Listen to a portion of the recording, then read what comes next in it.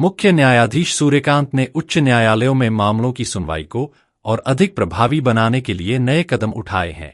1 दिसंबर से तत्काल सुनवाई वाले मामले अब 2 कार्य दिवसों के भीतर स्वतः सूचीबद्ध होंगे।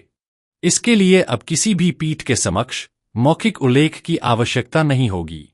जारी किए गए परिपत्र के अनुसार व्यक्तियों की स्वतंत्रता से जुड़े सभी नए मामले और जहां अंतरिम आदेश की तत्काल आवश्यकता हो, उनका सत्यापन होने के बाद 2 दिनों के भीतर सूचीबद्ध किया जाएगा। अग्रिम जमानत, मृत्युदंड, बेदखली और तोड़फोड़ से जुड़े जरूरी मामलों के लिए सुबह 10 से 10:30 पर के बीच सूचीबद्ध करने का अनुरोध किया जा सकता है।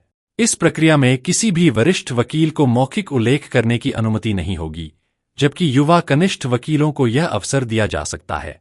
मुख्य न्यायाधीश सूर्यकांत ने यह भी कहा कि न्यायपालिका के सामने असली चुनौती जिला अदालतों के स्तर पर है, जो न्याय चाहने वाले अधिकांश नागरिकों के लिए संपर्क का पहला पड़ाव है। उन्होंने यह सुनिश्चित करने पर जोर दिया कि न्यायिक प्रक्रिया अधिक सहज और गैरजरूरी मामलों से मुक्त हो। साथ ही न्यायाधीशों के स्वास्थ्य और मानसिक तंदुरुस्ती पर भी ध्यान देने की आवश्यकता पर बल दिया गया। उन्होंने कहा कि न्यायाधीशों का काम लंबे घंटे और अत्यंत तनावपूर्ण होता है। खुद को ऊर्जावान बनाए रखने के लिए मनोरंजक गतिविधियों में भाग लेना जरूरी है।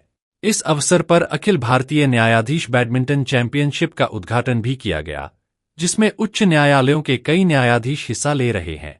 मुख्य न्यायाधीश सूर्यकांत ने कहा कि ऐसे कार्यक्रम न्यायाधीशों को स्वास्थ्य के प्रति सचेत रखने और ऊर्जा बनाए रखने में सहायक होते हैं।